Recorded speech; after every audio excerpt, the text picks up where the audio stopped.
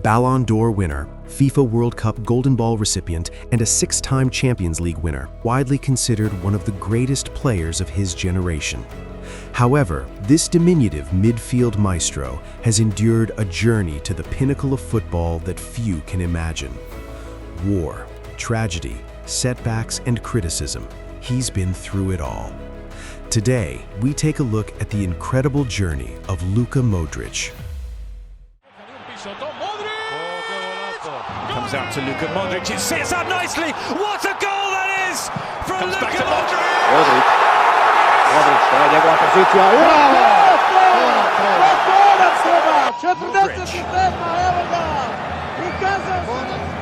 Now he'll unleash one! Sensational goal! Take it on now! From Luka Modric! And surely now, Croatia's golden generation are on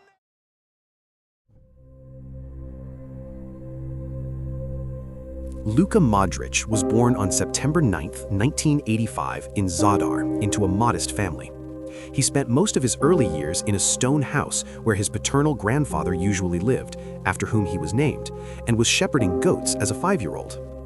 Dovoljno da mi djed ostane u najboljem mogućem sjećanju. Gdje je bio, ajmo reći, moj neki zaštitnik kad bi neke nepodopštine radio prema mami i tati, gdje bi me tu branio. However, his childhood coincided with the Croatian War of Independence in 1991. When the war escalated, his family were forced to flee the area. Modric's grandfather, Luka, was executed by Serb rebels, and after the family fled, the house was burned to the ground. Modric became a refugee and lived with his family in the Hotel Kolovare for 7 years. Ne volim pričati o tome, ali to je bio znak da smo morali pobjeći od kuće i gdje smo morali ići u izbjeglište, u hotele. In those years, thousands of bombs fell on the city, and football was a way to escape the reality of war. He recalls it as a tough time for his family and something which shaped him as a person. This is when he first fell in love with football, while he began playing with other kids his age in the parking lot of the hotel. Nije bilo lagano u tom vremenu živjeti. Ti čuješ te uzbune, te bombe, padaju rakete. Kad pogledam te slike neke iz djetinjstva, ja sam uvijek s loptom. Vidjelo, ajmo da ta lopta će igrat neku važnu ulogu u mom životu. I nogomet je definitivno bio ajmo reći, neki izlaz svega toga što se dešavalo oko nas. I tako je sve krenulo. Na tim betonu, na asfaltu, ispred hotela. Inače, ja živim, moja kuća odmah do hotela Kolovare i ja sam njega često viđala sa prozora moje kuhinje, on je dole na travnjaku lupalo po cijelo popodne. I onda bi ja njemu rekla, ajde Luka, dosta više, ajde pisat domaći rad. A on bi rekao, evo još samo zera. 3 nekad su nas granate potjerale doma, nekad bi škola bila zatvorena par dana, ali se uglavnom radilo. Učilo se i radilo se sve što je, eto se ono doba trebalo naučiti, čitanje, pisanje, vježbanje, čak smo kad su stale malo granate, 93. 4. godine, bilo je redovito igranje vani, nismo baš imali često dvoranu, ali je vani igralište bilo slobodno, eto i to je vjerojatno bio prvi doticaj sa loptom. Modric would continue working on his game as he trained at NK Zadar, which was his local club. Jer tad je on pravi i ne mogu ga ni gurnuti, ni faulirati. On bi sve to preskočio, prošao, čak je radio na betonu klizeći startove, nikad nisam ja da se ozlijede, da ima ikakvu ranicu. Sve je bio gumiran, da, vrlo gumiran. But disappointment would soon follow, as Croatian powerhouse Hajduk Split did not sign him due to being considered too young and light. Modric would not be disheartened, and after displaying some talent at a local tournament in Italy, he would be signed by Dinamo Zagreb as a 16-year-old in 2001. After a season with Dinamo Zagreb's youth side, Modric was loaned in 2003 to Zrinski Mostar in the Bosnian Premier League. The Bosnian League is considered one of the most physically demanding leagues in Europe. His stint here helped shape him into a versatile midfielder and ensured he wasn't bothered by the physical nature of other leagues in the continent. The league there isn't of that high standard, but it certainly is very tough and physical, and you have to learn to adapt to it, especially as a young player. There's quite a lot of dirty play on the pitch, especially punching, and the referees don't get involved to help. This made me a much stronger player, which consequently helped me a lot. It was a big step in my progress. Modric became the Bosnian Premier League Player of the Year at the tender age of 18.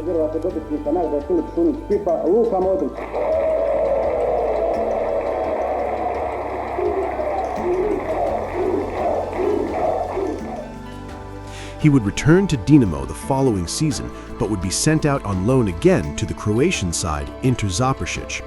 He spent one season there, helping the team achieve second position in the league and a place in the preliminary round of the UEFA Cup. After his impressive performances while out on loan, Modric would earn a place in Dinamo's first team. In the 2005-2006 season, Modric would score 7 goals in 31 appearances to help his side win the league and sign a 10-year contract with the club. Modric is a very mobile and creative player. He's very good at taking people on. And, despite his lack of height, he has a great deal of potential. We consider him the engine of our team. The following season, Modric would form a lethal partnership with striker Eduardo, and Dinamo would win the league again. Modric would also win the Croatian League's Player of the Year award in the process. We've been playing together for a very long time. Off the pitch, Luka is an honest lad, a genuine good guy. I've known him ever since we played together for the national youth team, and now we're playing together at Dinamo. I think he's one of the best players in Croatia, and he's proving that to be the case. In my opinion, he could easily play for any of the top European clubs. The 2007-2008 season would be Modric's finest at Dinamo. He would captain his side to yet another league title by a massive 28-point margin and the Croatian Cup. He would also score a crucial penalty in the second leg of Dinamo's playoff tie against Ajax. Dinamo would win the match 3-2 after extra time and earn a spot in the group stage of the UEFA Cup. By the end of the season, Modric was hotly pursued by a host of top European clubs, and it was clear that he would leave Dinamo. In his final home game for the club, he would receive a standing ovation from the fans. Modric ended his 4-year spell at Dinamo with a tally of over 31 goals and 29 assists. In the summer of 2008, Tottenham would sign Modric for a then club record transfer fee of £16.5 million. The move would be facilitated by Zdravko Mamić. Remember this name, it's important.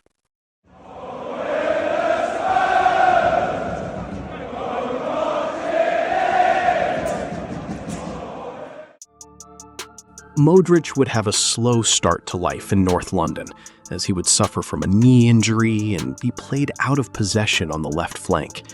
He would be labeled a flop by sections of the media and would be considered too frail and skinny for the physical nature of the Premier League. However, this would prove to be only a minor setback for the youngster, as his fortunes would soon change with the appointment of new manager Harry Redknapp. He played in the left position and come into a little pocket and then suddenly we were playing Arsenal at home on a Tuesday night. And I remember saying to Clive Allen, and Clive was a good coach, knew the game inside out, obviously. But I said, I'm going to play Luka Modric central. And Clive said to me, Harry, he'll get murdered in there. He's not strong enough to play in there. He can only play in that off the left, out the way where he can. I said, no, I think he'll play in there. He'll get on the, Anyway, I played him. We beat Arsenal. And then Saturday we played Chelsea. And he said, you're not going to play in there Saturday, though, are you? I went, yeah. He said, there's Essien, Ballack, Lampard, all monsters, Now I'm going to play Luka in there. We beat Chelsea on the Saturday.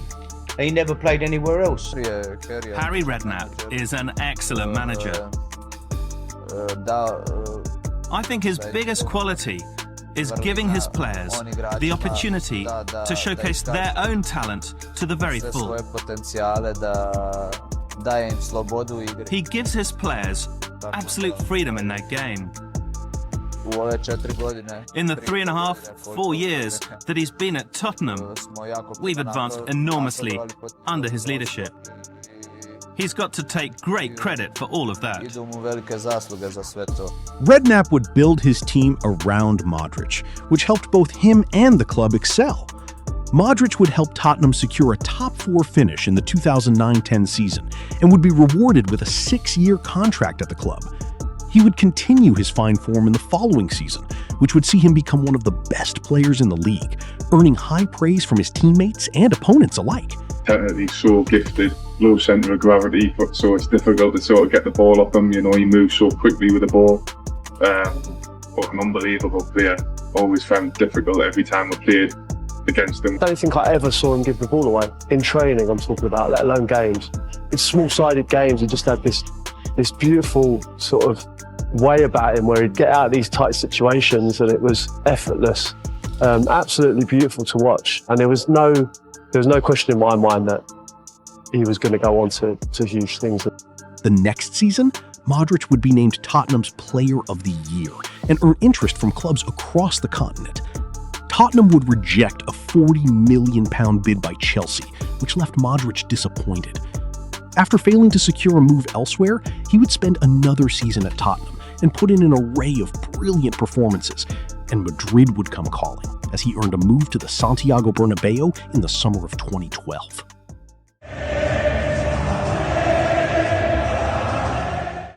Modric would sign for Real Madrid in the summer transfer window of 2012 for a transfer fee of around £30 million.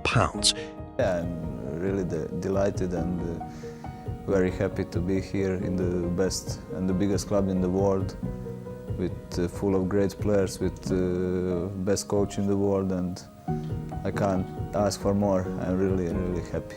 He would make his debut in a win against Barcelona as a substitute in the Spanish Super Cup just 2 days after signing for the club.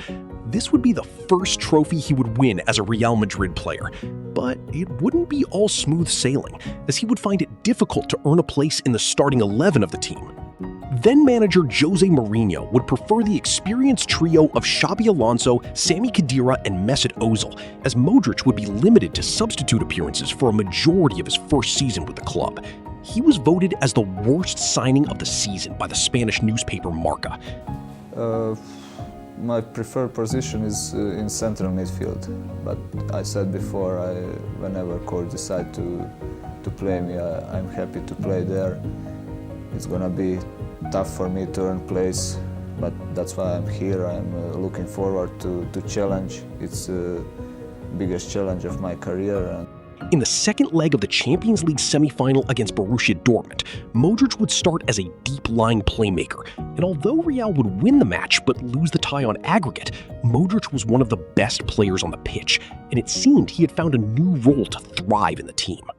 The following season saw the arrival of new manager Carlo Ancelotti. Under him, Modric became one of the most frequent starters in the team. He transformed into one of the best midfielders in the world and would dictate the tempo of games in his usual calm and composed fashion. Modric would be an integral part of the team that would go on to win the Champions League, assisting Sergio Ramos's crucial late equalizer against Atletico Madrid in the final, marking Real Madrid's 10th Champions League crown. Luka Modric signed a new 4-year contract with Real Madrid and was partnered with new signing Toni Kroos.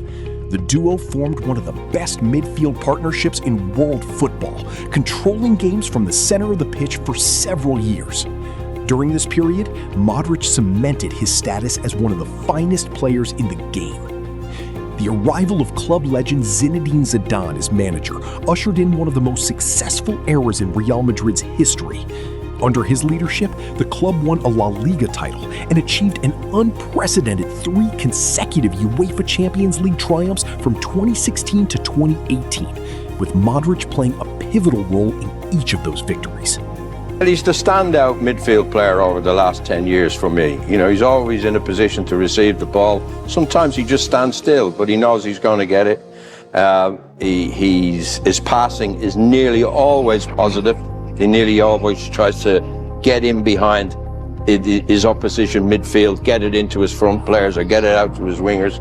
And then he's also capable of getting up around the box and scoring a goal. He doesn't, when someone misplaces a pass and it doesn't go to Modric, he's not arms in the air looking at them. He's head down, running, goes and tries and gets it back.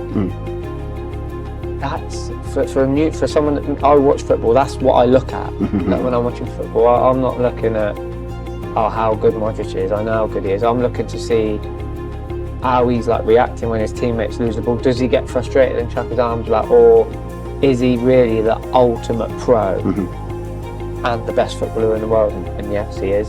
Which is again why he's the best there is for me, because it's not just his ability, it's how he adapts to playing with players that aren't as good as him as well. And there's a humbleness there. The 3rd consecutive UEFA Champions League title was followed by the departure of manager Zinedine Zidane and superstar Cristiano Ronaldo. This marked the beginning of a transitional period for Real Madrid as they struggled to maintain their dominance and entered a rebuilding phase. However, the resurgence that followed became one of the most remarkable chapters in the club's history. Luka Modric was instrumental during Real Madrid's extraordinary UEFA Champions League run, widely regarded as one of the greatest ever. The team produced stunning comebacks in consecutive knockout ties against PSG, Chelsea, and Manchester City, with Modric orchestrating play and delivering moments of brilliance, including a series of unforgettable assists. They went on to defeat Liverpool in the final to lift the trophy once again, and later added another title in 2024, marking Modric's 6th Champions League triumph. Modric would leave Real Madrid in the summer of 2025 as the most decorated player in the club's history, winning 26 titles, including 6 Champions Leagues, 6 Club World Cups, 5 European Super Cups, 4 La Liga, 2 Copa del Rey, and 5 Spanish Super Cups. Es difícil, pero bueno, al final hemos ganado mucho, hemos tenido momentos maravillosos, ha ganado muchos trofeos aquí, pero el trofeo más grande que ha ganado es vuestro cariño, vuestro amor que me habéis dado todos estos años. Luka Modric began his international career with Croatia's youth teams before making his senior debut in 2006 in a friendly against Argentina. Since then, he has represented his country in 9 major tournaments and has become Croatia's all-time leading appearance maker with 196 caps. For nearly 2 decades, he has been the heartbeat of Croatia's midfield, consistently delivering performances that often make him the standout player on the pitch. Among his many contributions, his performances at the 2022 FIFA World Cup stand out, where he guided Croatia to a 3rd-place finish and was awarded the Bronze Ball for his leadership and influence. However, the pinnacle of Croatia's international success came at the 2018 FIFA World Cup. That campaign was not without controversy, as Croatia faced intense criticism at home due to perjury charges linked to a financial case involving former Dinamo Zagreb executive Zdravko Mamić, who had also been his agent. Kažem, uopće nije ništa priča. Njega to kaže, njegov pokazatelj, ja sam vam rekao, kad je, na primjer, ga napalo za to suđenje, njegov pokazatelj je to što je napravio reprezentaciju. Znači, to je njegov inat i garantiram da on sa tim svojim inatom napravio ovo što je napravio. Jer on da nije poveo takvu ekipu, teško bi mi to osvojili. Kažem, to je njegov inat i to u njemu. To je u njemu, kada bio sam s njegovim tatom i kažem da mu nije bilo lako u tim trenucima kada ga napadalo i sa svih strana narod hrvatski, a dečko ništa nije kriv, tako da on je samo jedan veliki sportaš i jedan veliki gospodin. Despite the off-field turmoil, Modric rose above the pressure and produced one of the greatest individual performances in World Cup history.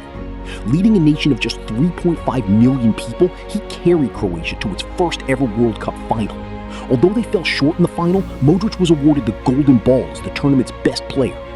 He returned home to a hero's welcome, and the perjury charges against him were ultimately dismissed by a Croatian court.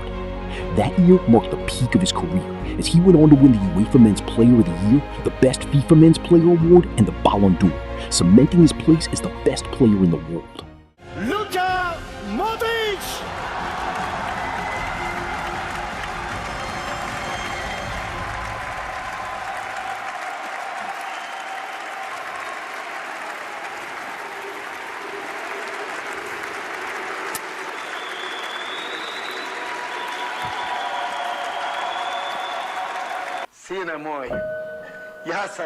Mon fils, je suis le père le plus heureux et le plus fier au monde. Mon fils, tu es un génie.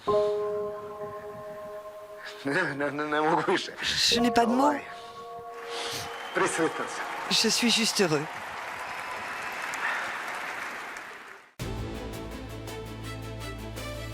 Luka Modric currently plies his trade for Italian giants AC Milan, fulfilling what had always been a childhood dream.